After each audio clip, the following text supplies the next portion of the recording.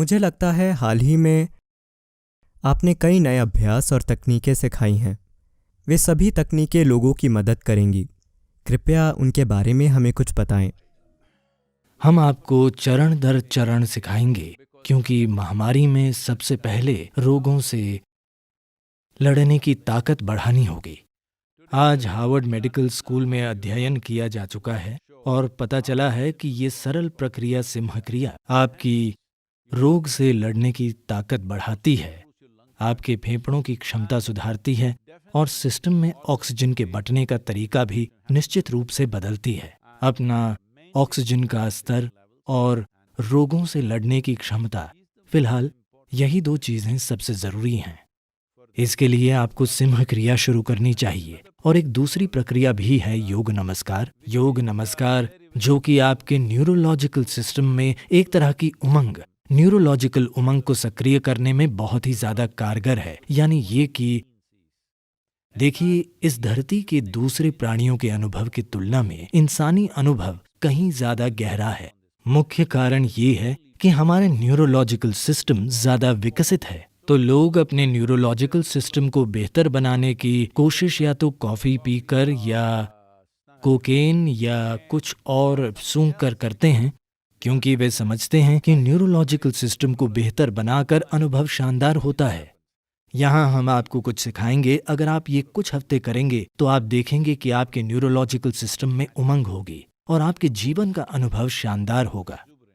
फिलहाल इस विशेष कार्यक्रम के लिए हम 4 सरल अभ्यासों पर ध्यान दे रहे हैं। एक अभ्यास मुख्य रूप से बीमारी से लड़ने की ताकत बढ़ाता है। दूसरा अभ्यास न्यूरोलॉजिकल सिस्टम में उमंग पैदा करता है। तीसरा अभ्यास शरीर के रक्त प्रवाह में ऑक्सीजन का स्तर बढ़ाने के लिए है। और चौथा आपको मन की समता देने के लिए है। मन की समता से मेरा मतलब है कि मुख्य रूप से लोग अपनी बुद्धि के एक ही आयाम का उपयोग करते हैं, वो है तर्क।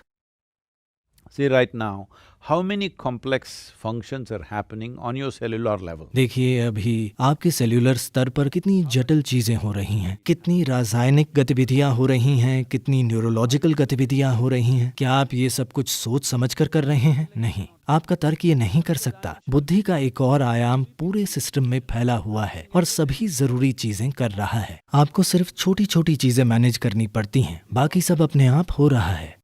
यदि आप बुद्धि के उस आयाम तक पहुंच जाएं, तो जीवन खेल बन जाएगा, न कि संघर्ष। ये नहीं हो रहा क्योंकि 2 समस्याएं हैं। एक बुनियादी समस्या ये है कि आपने अपनी पहचान शरीर के रूप में बनाई है। दूसरी मौलिक समस्या ये है कि आप अपने दिमाग में एक पूरी दुनिया बना लेते हैं।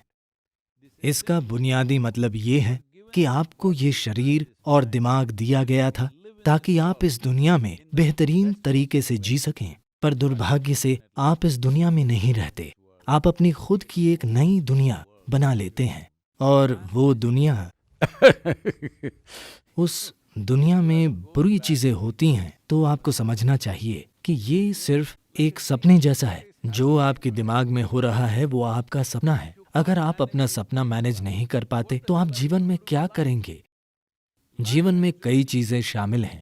आपके सपने में सिर्फ आप हैं। आप उसे जैसा चाहे वैसा बना सकते हैं। आपका विचार, आपकी भावनाएं आपकी मर्जी की होनी चाहिए। इसलिए हम आपको ईशा क्रिया नाम की एक सरल क्रिया सिखाएंगे। मैं चाहता हूं कि आप सभी कम से कम 40 से लेकर 60 मिनट रोजाना अपनी खुशहाली के लिए लगाएं, अपनी शारीरिक और मानसिक खुशहाली के लिए, क्योंकि इसके बिना आपकी नौकरी, आपका परिवार, आपका पैसा, आपकी कमाई, इन सभी चीजों का कोई मतलब नहीं होगा, बिल्कुल भी नहीं।